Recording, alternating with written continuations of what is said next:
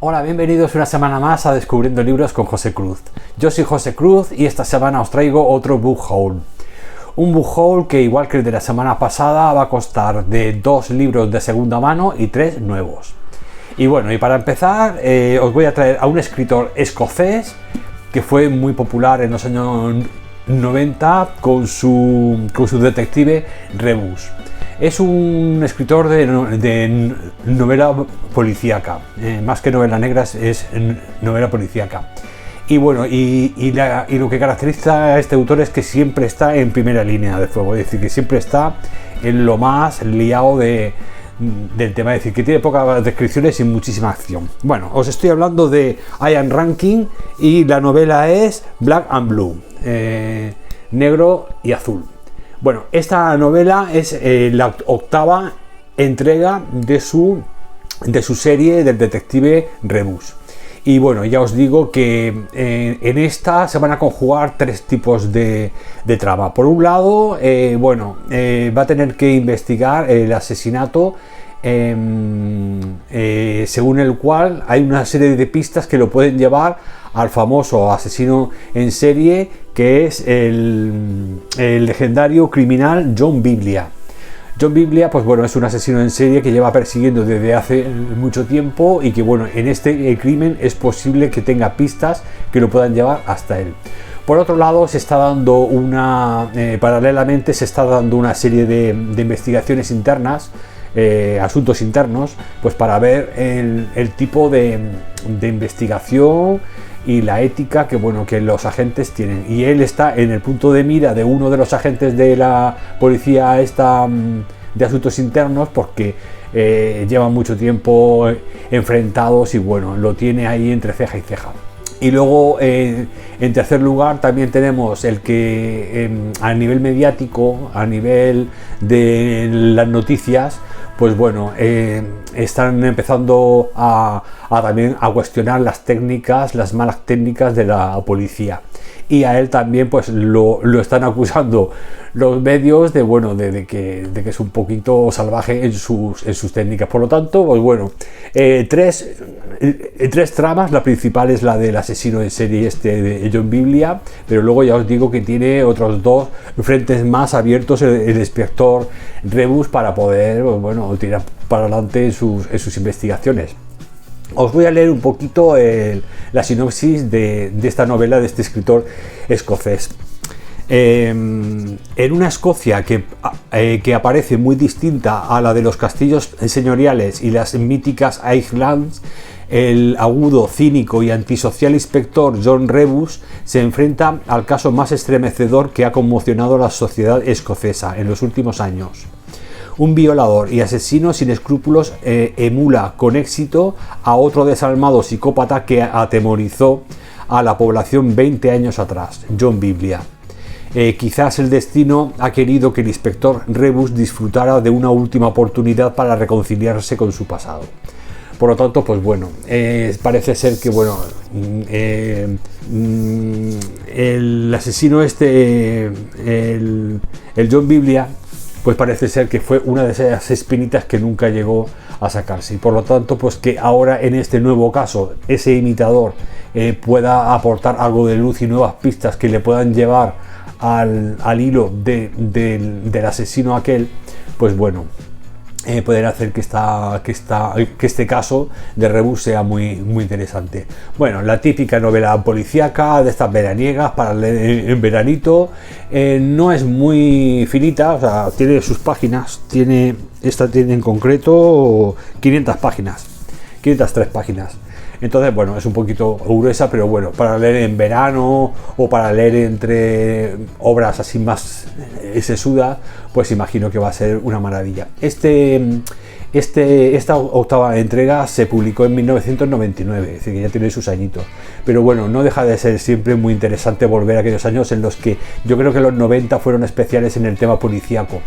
Igual que, por ejemplo, los 50, los 40, los 50, incluso los 60 y los 70 también. Hasta los 70 fue más la novela negra la que más protagonismo tuvo. En los 90 sí que es verdad que a partir de los 80 a los 90 empezaron a escribirse novelas policíacas de estas así de series largas que estaban muy interesantes. De hecho, no sé si recordaréis en las películas aquellas de Game, de Michael Douglas y todas estas, que eran todas muy enrevesadas, tenían unos giros finales que te dejaban entusiasmado. Es decir, que los 90 fueron una época en la que los escritores todavía tenían mucha relación con el cine, y por lo tanto, pues cuando hay detrás literatura, pues las películas salen bien, siempre, porque el argumento suele ser lo que sustenta una película, con un buen giro, un buen final, te tiene ahí intrigado. Luego ya, cuando ya le quitas ese peso de la literatura, esa calidad a las películas, ya se queda pues con argumentos pues, bueno, más flojitos, que es lo que tenemos en la actualidad, quizá, ¿no? Pues muchos efectos especiales y mucho decorados bonitos y mucha utilización de la informática para hacer pues eso, formas y hacer películas así de animación muy chulas, pero bueno, si no tiene una base que es el argumento, una buena historia, pues es como un castillo de naipes en el aire, ¿no? Así que pues bueno, os digo eso, que los 90 fueron una buena década de la novela policíaca, y que bueno, que son de las que bueno, que no te dejan una huella así muy, pero sí que te tienen súper intrigado durante toda la lectura. Y ya os digo que son novelas que sirven para descansar entre novelas más sesudas y más profundas, ¿no? Así que pues bueno, esta sería la primera novela de segunda mano. Bueno, el segundo libro que os traigo, también de segunda mano, pues bueno, he dudado en si lo adquiría o no, pero al final, bueno, me he decidido por cogerlo y ya está, porque con este libro pasa lo mismo que con El Exorcista. El Exorcista, sabéis que la segunda parte, Legión, fue muy floja. De hecho, era más una novela negra más que una obra de terror como había sido El Exorcista. Pues en este caso es igual. Ira Levin, que es el autor que os traigo ahora, sabéis que escribió La Semilla del Diablo, que fue un gran éxito, y bueno, y esta fue su segunda parte, El hijo de Rosemary. Esta segunda parte dicen que es muy flojita, muy floja en comparación a La Semilla del Diablo, por supuesto. Lo que ocurre es que, claro, como os digo, ¿qué pasó con El Exorcista? Cuando en la primera parte está en un nivel tan elevado, pues siempre la segunda parte es muy difícil que no se compare, ¿no? Que no la comparemos con la primera. Pero por independiente, hay veces en los que creo que están infravaloradas estas segundas partes. Por eso es por lo que quizás si hubiésemos leído primero esta antes de la buena, la de La Semilla del Diablo, pues seguramente le habríamos subido un poco más en nuestra valoración, ¿no? Entonces ya os digo, yo dudé mucho entre cogerla o no, porque había tenido muy malas críticas, igual que Legión, pero yo creo que igual que El Exorcista es indispensable y La Semilla del Diablo es indispensable, que por cierto, La Semilla del Diablo fue una desgraciada traducción que hicimos aquí en España para la película, pero realmente la original era Rosemary Baby, y esa es la que debería de haber sido desde un principio, yo en mi opinión, ¿no? Deberían de haber dejado el título en inglés y ya está, porque La Semilla del Diablo te hace un spoilazo que no veas, y la verdad es que si hay algo que caracteriza a Ira Levin es que va creando una atmósfera de suspense alrededor de la trama, en la que hasta al final no se descubre lo que realmente pasa, ¿no? Entonces, pues bueno, adelantar ya de esa manera un final, de qué se trata un poco el tema, da un poquito de rabia. Pero bueno, esta segunda parte, pues ya os digo, yo la vi en un reread y dije, mira, Ira Levin, Círculo de Lectores, tapa dura, la segunda parte de la maravillosa Semilla del Diablo, esto va para casa y ya está. Y me da igual que sea mala, que sea más floja que la primera, que no, o sea, Ira Levin no escribió mucho, porque él trabajó mucho para el cine, hizo muchos guiones, muchas adaptaciones para televisión. Él estuvo mucho con ese tema, entonces dedicó muy poco tiempo, tenía poco tiempo para escribir novelas, entonces no escribió muchas, y las pocas que escribió fueron todas para mí maravillosas. De hecho, el próximo especial que os voy a traer va a ser de Ira Levin, es decir, os voy a traer, que creo que este ya no lo voy a poder meter. Además, tampoco tiene sentido meterlo cuando todavía no he reseñado La Semilla del Diablo. Y por lo tanto, pues bueno, he elegido otros 5 títulos también muy buenos de él. Entonces este no va a entrar dentro de ese top 5 de especial de Ira Levin, pero bueno, ese va a ser el próximo que os voy a traer, que es maravilloso. Y ya os digo, este hombre, cada novela era una historia, todos lo asociamos con La semilla del diablo, con la película, pero Ira Levin escribió de muchos temas, cada novela era una historia muy diferente, todos tenían así también un sustrato como un trasfondo de crítica social, velada, que estaba muy interesante, y su forma de narrar es muy directa, pero a la vez va profundizando, crea unos personajes muy buenos. De hecho, La señal del diablo es todo ahí en un apartamento, la mujer, el marido que aparece, algunas vecinas, es decir, que es todo relación entre personajes, y bueno, así te tiene ahí intrigado hasta el final. Así que eso es señal de que el escritor, pues eso, sabe profundizar no solamente en las mentes y en la personalidad de estos personajes, sino que además pues va hilando la trama como a fuego lento, ¿no? O sea, y cuando te das cuenta ya estás atrapado en una intriga en la que ya no puedes dejar de leer para saber qué es lo que va a ocurrir al final. Bueno, pues ya os digo, este libro yo creo que estaba obligado a tener con el primero, con el de La señal del diablo, y por lo tanto esta es la continuación. Se supone que en 1999, ya en las postrimerías del nuevo siglo, pues bueno, la Rosemary se despierta de un coma prolongado en un hospital y bueno,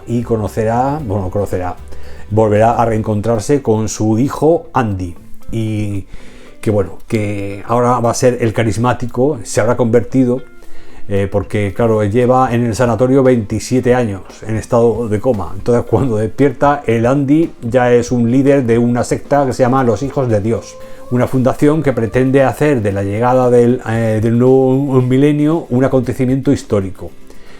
Pero la emoción inicial del reencuentro entre madre e hijo y el cálido recibimiento de Rosemary en la fundación se verán empañados por el extraño presagio de que algo terrible está a punto de ocurrir. Por lo tanto, pues bueno, aquí ya sabéis que se mezclan sectas satánicas con esa intriga entre personajes, madre e hijo, etc. Así que pues bueno, yo creo que esto es obligado. Además no es muy extensa, así que a modo de un poco como nada más que por ser la segunda parte de La semilla del diablo y por tratarse de Ira Levin, es de obligada lectura, y encima muy corta, 249 páginas. Así que pues bueno, esta maravillosa obra, aquí con la portada tan chula del niño con la cara así un poco difuminada, de Círculo de Lectores, que hacía unas ediciones muy chulas. Pues bueno, esto va a ser pues eso, de obligada lectura y ya está, y hay que leerlo. Y para los amantes del terror de aquella época, de los 70, de los 80, pues es que es obligado. Así que pues nada. Bueno, ahora empezamos con los nuevos, y bueno, os traigo el primero de los nuevos, es Don Quijote de la Mancha de Cervantes. Bueno, pues me diréis, pero José, ¿qué haces tú trayendo aquí a Don Quijote a estas alturas? Pues bueno, Don Quijote de la Mancha, por supuesto, es una de las lecturas que tengo pendientes que no me he leído, porque ya os digo que mi vida ha sido un poco estresante y por lo tanto he tenido poco tiempo para leerme todos estos antiguos y voluminosos. Luego además el problema que tiene Cervantes es que como se ha utilizado tanto en el tema de la educación en los institutos, los colegios, pues encuentras muchas ediciones resumidas, juveniles, que bueno, que no son completas. Y yo, pues claro, para conservar una buena edición de un clásico de este tipo, pues creo que hay que buscarlo completo, no juvenil, ¿no? O sea, en las lecturas juveniles son un poco para adaptarlo a los estudiantes y que puedan hacer trabajos y tal, pero bueno, es más a nivel, pues eso, más a nivel didáctico, ¿no? Pero bueno, a nivel ya de tener ya tú una edición buena de El Quijote, busqué todas las que había, no me gustaban ninguna, no me terminaban de gustar, y al final, pues bueno, Alfaguara ha editado recientemente esta obra, que encima, pues bueno, está apoyada por la Asociación de Academias de la Lengua Española, de todas las academias de los países de lengua hispana, España y todos los países latinoamericanos. Entonces, pues, está, bueno, Alfaguara sabes que es una de las que pertenece a Penguin Random House. Y bueno, pues esta ya sí que es la obra completa, que también la quería tener toda en un tomo. Imagino que las letras no sean muy grande, porque bueno, tampoco la veo voluminoso, pero bueno, es bajito, tampoco lo veo yo muy grandote. Hay muchas de estas obras que he visto que son muy grandes, ¿no? De hecho había una que me hizo ojitos una vez. Lo que pasa es que era de segunda mano y luego estaba ahí ilustrada, entonces claro, era muy voluminosa por el tema de las ilustraciones, pero yo dudaba también si era completa o no era completa, así que bueno, yo prefiero tener lo que es el texto o completo, aunque no esté ilustrado, porque claro, el hecho de ilustrar Don Quijote pues ya haría que esto se hiciera todavía más pesado y más bloque, ¿no? Así que bueno, yo prefiero que tenga solamente lo que es la obra y ya está. Y bueno, ya os digo, le vi un precio además súper asequible, 14,90 euros, o sea, 15 euros. Y bueno, tienes el Quijote nuevo, lo tengo en su plastiquito, no lo voy a quitar hasta que no me ponga, y será pues en unas vacaciones de estas que tenga, un verano de estas que tenga tiempo, tranquilo.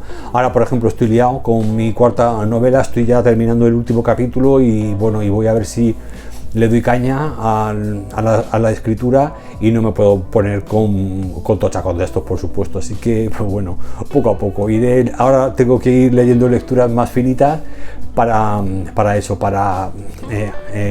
priorizar el tema de la escritura. Pero en cuanto ya lo publique, pues yo imagino que dentro de un mes o 2 meses, ya pues bueno, ya me podré dedicar un poco a organizar el orden de las lecturas, que de vez en cuando hay que hacerlo.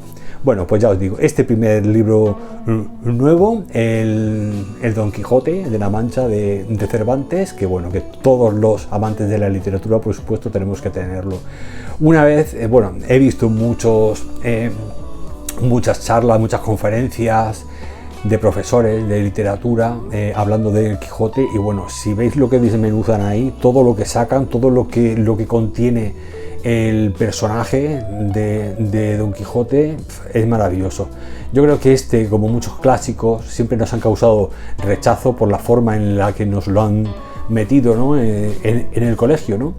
Pero cuando ya te vas haciendo más mayor y vas ya valorando la calidad artística de este tipo de obras, entonces es cuando realmente dice lo que nos hemos perdido, ¿no? O sea, que cuántos valores y cuántas cosas contienen estas obras, y que por falta de tiempo, de que nos lo hayan dado bien, quizás no a unas edades tan tempranas, sino un poquito más mayores, en fin, descubrir el momento en el que descubres una obra, yo creo que es a veces más importante que el hacerlo, ¿no? Es decir, que obligar a un chiquillo a leer un texto, ¿no?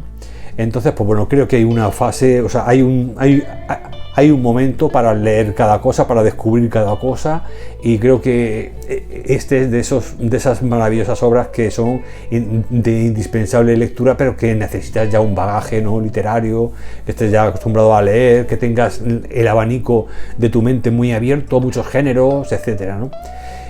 Por lo tanto, pues bueno, ahora creo que era el momento adecuado, y bueno, pues deseaba tenerlo en una buena edición, y por fin, pues bueno, este año han sacado esta edición, que me parece muy bonita, además muy manejable, y creo que está muy bien construido, o sea, vamos, con tapa dura. Creo que es una edición bastante asequible, bastante chula. Así que bueno, con su escudito de la Asociación de Academias de la Lengua, pues bueno, el Quijote de la Mancha, otro indispensable en nuestras estanterías. Bueno, pues el siguiente libro que os voy a traer ahora es una maravilla, una joyita que he encontrado por ahí oculta, y se trata de un libro de un escritor coreano, y se llama El idiota de mi tío, de Chae Man-sik. Bueno, esta obra es un libro muy, no sé cómo deciros, es súper interesante para lo finito que es. Contiene muchísima riqueza, una crítica y una fotografía de principios de los años 20-30, de Corea que es muy buena. Os voy a leer un poquito la sinopsis de la novela porque bueno, no tiene desperdicio.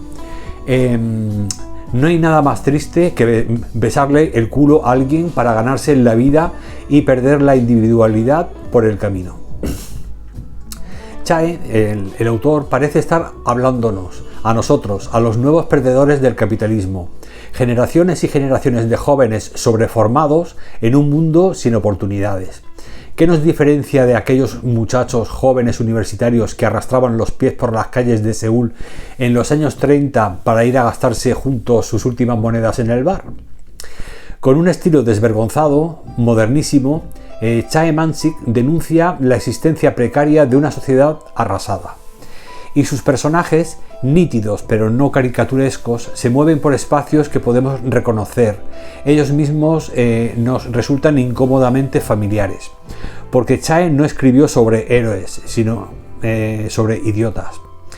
Y esos pobres idiotas demuestran que las invasiones no son solo territoriales, también destruyen las mentes, la cultura, las instituciones, entran a los hogares. Un joven con pocas luces que desprecia la militancia política de su tío, un intelectual obligado a racionar sus últimos wones para no morir de hambre, y un policía aterrorizado por el mismo sistema del que forma parte. Hay frases en estos relatos que podrían colarse perfectamente en nuestras conversaciones cotidianas. El idioma de los vencidos es global. Es decir, que es un retrato de aquella época de los años 20, 30, en los que el autor nació en 1902 y falleció en 1950, es decir, que nos habla eso de los 20, los 30. Y bueno, y ya os digo que nos hace una fotografía de una Corea que era rural todavía, era rural y en la que no había oportunidad para muchos de sus ciudadanos, ¿no? Entonces, pues bueno, solamente la gente un poco más pudiente, más rica, tenía acceso a los estudios, y de hecho el propio escritor Chae Min tuvo que irse a Japón para poder estudiar allí. Os voy a leer un poquito también la biografía del autor porque creo que tiene mucho que ver con el sentido de la obra. Chae Man-sik nació en Ok-gu en 1902 y falleció en Seúl en 1950. Nació y se crió en el medio rural. Se trasladó después a Seúl y dejó durante un tiempo Corea para instalarse en Tokio y estudiar literatura inglesa. Su estancia en Japón le ayudó a tomar conciencia de la situación de su propio país, de Corea, que después iba a ser objeto de la crítica contenida en la mayor parte de su producción literaria. Desde la década de los 30 trabajó como periodista en los diarios Chosun Ilbo y Donga Ilbo, mientras escribía cuento, novela y teatro. Nunca pudo librarse de las dificultades económicas, motivo por el que renunció a sus estudios y tuvo que volver a su país. Eso sí, jamás se desprendió de su icónico sombrero de ala corta ni de su traje occidental, lo que le valió el apodo de El Conde Francés.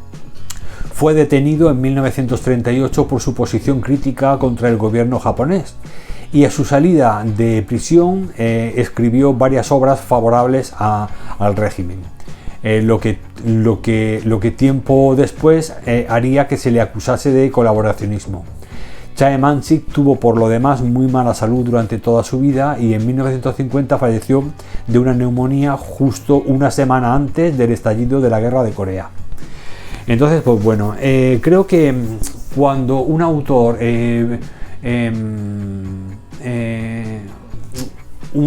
hace una crítica y ensalza, en este caso los protagonistas son los idiotas que se creen más listos que la gente que es militante e intenta cambiar las cosas. Pero bueno, el idiota de mi tío, o sea, pues hace al protagonista, al sobrino, que es el idiota, lo hace protagonista. Entonces aquí no nos trae a héroes, sino a antihéroes, ¿no? A gente pues que rechaza la verdad, rechaza la cultura, rechaza la implicación política, el intento de cambiar las cosas, y ese retrato de la Corea rural de los 30 pues me parece que va a estar muy interesante en esta novela. Ya estoy deseando leerla, es muy finita y se compone pues solamente de 132 páginas y es publicada por la editorial Libros de la Ballena. Y bueno, pues esta es una joya también asiática, que bueno, vosotros sabéis que a mí me gusta mucho lo asiático, y más, bueno, si se trata de un autor serio como este, que utiliza pues, bueno, un poco la sátira, pues para hacernos una... A veces con el tema de la sátira, pasaba con Gogol, con la sátira, puedes ahondar más en la crítica, más profundamente, que cuando lo haces de una forma en plan ensayo, más serio, ¿no? Que parece que hay como más rechazo. Entonces pues creo que esta novela va a ser muy profunda, muy impactante, con pocas páginas pero con sustancia, y creo que es una oportunidad para conocer la Corea de los 30, de los años 30, de cómo se vivía mucho antes a lo que hoy conocemos en la Samsung y todo el desarrollo tecnológico de Corea del Sur después de la guerra de Corea. O sea que no tiene nada que ver con cómo se vivía en Corea unificada entonces, pues en la antesala ya pues de la Segunda Guerra Mundial. Y bueno, creo que va a ser una joya a nivel histórico, y también pues bueno, para ver la pluma, si el hombre estudió literatura en Japón, de seguro que también tendrá una pluma exquisita. Así que pues bueno, os traigo esta joyita escondida, oculta del mundo mundial, que creo que va a estar muy interesante. Bueno, y la joya de la corona de esta semana la he adquirido por culpa de Carol, de Miss Maupassant. Y bueno, se lo tengo que agradecer, porque bueno, creo que sin ella pues claro, no habría conocido a este autor ruso, que bueno, que siempre salvando a los más famosos, a Dostoyevsky, Tolstoy, Gogol, Gorky, etcétera, pues siempre hay muchos escritores del siglo XIX que no conocemos, y que bueno, que se quedan ahí relegados en el olvido, y son pues bueno, autores también de una talla magnífica, ¿no? Y que porque fueron eclipsados por esos escritores tan maravillosos, pues bueno, no dejan de ser escritores muy buenos y muy interesantes de esa época. Así que bueno, agradecer a Carol por esta recomendación en su canal, que bueno, os aconsejo que lo sigáis si sois amantes de la literatura rusa y francesa. Bueno, pues os estoy hablando de la familia Golovliov, de Shchedrin. Shchedrin, ya os digo, fue un autor ruso del siglo XIX. Esta obra creo que la escribió a mediados del XIX, 1850. Voy a leer un poquito su biografía, veréis que es bastante interesante. Shchedrin, seudónimo de Mikhail Saltykov, nació en 1826 y falleció en el 89. Es el principal satirista ruso del siglo XIX. Su formación típica de un escritor de su generación: era el hijo de una familia aristocrática muy conocida, tuvo una infancia infeliz, estudió en Moscú y San Petersburgo y entró al servicio gubernamental a principios de 1850. Le surtió con una rica variedad de posibles modelos de los que burlarse, es decir, como tenía que trabajar y codearse con gente que trabajaba en tema burocrático, pues bueno, ahí tenía una materia prima para burlarse de ellos impresionante. En 1848 publicó su primera obra importante, la novela Un asunto o complejo, que llevó a que lo exiliaran, lo reasignaron al gobierno local de un pueblecillo que se llama Batka, el actual Kirov, a 900 kilómetros al sur de Moscú, o sea que lo largaron por allá. Tras ese periodo de exilio no oficial, Shchedrin regresó a la vida de la ciudad y se implicó en el periodismo contemporáneo y la literatura epistolar, que incluyeron una época como editor de la importante revista Apuntes de la Patria hasta su cierre en 1884. Tras sufrir de mala salud en 1870, Shchedrin murió en el 89 y fue enterrado al lado de Turgeniev en el cementerio Volkov de San Petersburgo. Y bueno, os voy a leer un poquito de qué va esta obra. Es una obra de una familia, o sea, de unos terratenientes, ¿no? Gente poderosa, pero que son un poquillo, es una familia un poco mal avenida. Os recomiendo que veáis la reseña de Carol de su canal, porque bueno, nos la explica de maravilla y te ríes mucho, porque ya va al medio del asunto y está muy interesante. Bueno, os leo un poquito la sinopsis para que sepáis de qué va. Esta es la historia de una familia y de una finca familiar y de cómo una destruye a la otra. En una mansión aislada de la Rusia de provincias, Arina Petrovna controla a sus siervos y a sus hijos con mano de hierro. Con el paso de los años somos testigos de cómo su tacañería afecta a toda su familia, sobre todo a su hijo Porfiri, conocido como Pequeño Judas, cuyo carácter pasivo-agresivo es la única arma capaz de afectar a su madre. Hilada con fino humor negro y situaciones disparatadas, como una novela de Jane Austen escrita por Valle Inclán, la familia Golobliov se merece un lugar junto a Molière o Clarín en su retrato ácido de la hipocresía hacia la que una sociedad puede acomodarse, no importa las dificultades que encuentre en el camino.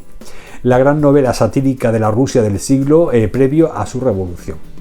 Esta obra la ha publicado, nos la ha traído la editorial Nevsky y consta de 362 páginas.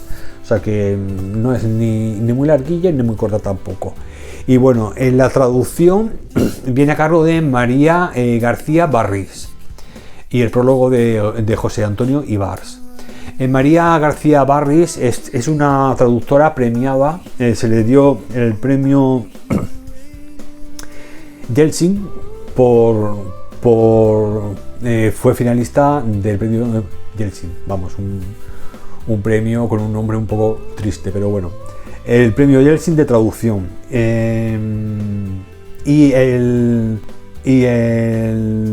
prologuista Juan Soto Ibars fue premio al mejor autor revelación en los sextos premios Tormenta. Bueno, pues creo que ya os digo que esta obra creo que tiene dos elementos que me han llamado mucho la atención. Primero, pues eso, otra óptica más de todos los grandes autores rusos. Más o menos ya sabemos cada uno dónde profundizaba más, uno más en el alma humana, como por ejemplo Dostoyevsky. Tolstoy tuvo como 2 o 3 fases en su vida, una primera más aventurera, más de mirar hacia afuera, y luego otra un poco más metafísica, la última así más existencial.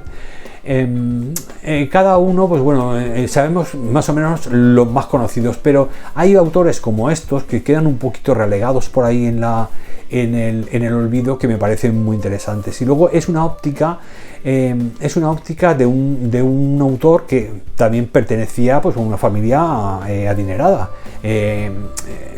Estaba acomodada, ¿no? Y por lo tanto pues creo que la visión ácida de un escritor que forma parte de la misma clase que está corrupta, pues me parece también muy interesante. Además de que era un funcionario más, ¿no? del gobierno, por tanto, lo que es el contacto directo con aquellos funcionarios, con aquella es más directo, ¿no? Y es más fiel, ¿no? Luego en sus críticas satíricas. Y luego, sobre todo, el personaje de la madre, que tiene que ser explosivo, es decir, una madre controladora, tacaña, que lleva a rajatabla y a todos sus siervos, todo eso. Creo que bueno, que va a ser un personaje fuerte, y la relación con su hijo tiene que estar súper tormentosa y súper chula. Así que bueno, esta joyita que me ha descubierto Carol, pues bueno, tengo muchas ganas de leerla, y ya os digo, es un clásico diferente, más desconocido, y pues eso, de un autor que sin estas traducciones tan difíciles de conseguir, porque bueno, en la primera edición de esta obra de esta edición se agotó a las pocas semanas, y esta ya es la segunda edición que ahora se puede conseguir, pero también se está agotando. Es decir, que Y luego he estado buscando otras ediciones, ya son más antiguas y bueno, y no sé hasta qué punto están más resumidas o menos, no lo sé. Así que bueno, esta sí que me merecía mucha confianza, de la editorial Nevsky, y bueno, y creo que una editorial que nos trae muchos rusos también, pues esos desconocidos, y con una calidad, una traducción y una edición, pues bueno, mucho más mejorada, ¿no? Y mucho más actualizada. Así que bueno, esta es mi joyita de esta semana, una obra del siglo XIX de un escritor ruso, menos conocidos que los habituales.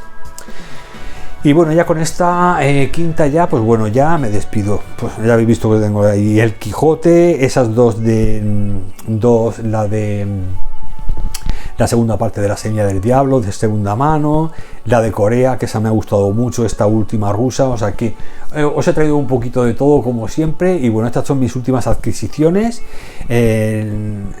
algunas de regalo, El Quijote me la he comprado yo, eso no me lo han regalado, y luego las de segunda mano también me las he cogido en Readfeed, que bueno, que las vi por allí y dije, bueno, pues se van a venir conmigo. Y bueno, espero que os haya gustado el book haul de esta semana. Y bueno, ya creo que esta semana que viene, este jueves, creo que toca ya el especial de Ira Levin. No estoy seguro, a mí no he mirado el planning, pero bueno, con tanto lío de fiestas y eso, ya estoy perdiendo un poco la coordinación. Así que pues bueno, sea como sea, nos vemos este jueves y bueno, espero que os haya gustado este book haul. Yo ya estoy viendo al Marchero Torraico, cuando empiezo a grabar siempre está como expectante, pero ahora ya está, ya pues eso, después de el run run que os comenté la semana pasada, ha caído en sueño REM, está más feliz que una perdiz. Bueno, espero que estéis disfrutando de unas fiestas maravillosas, y creo que ahora ya faltan los Reyes, ahora mismo ya están los Reyes, que os regalen muchos libros y que bueno, y que sigáis disfrutando de estas fiestas tan maravillosas en compañía de vuestros familiares. Bueno, un gran abrazo para todos lectores y hasta la semana que viene.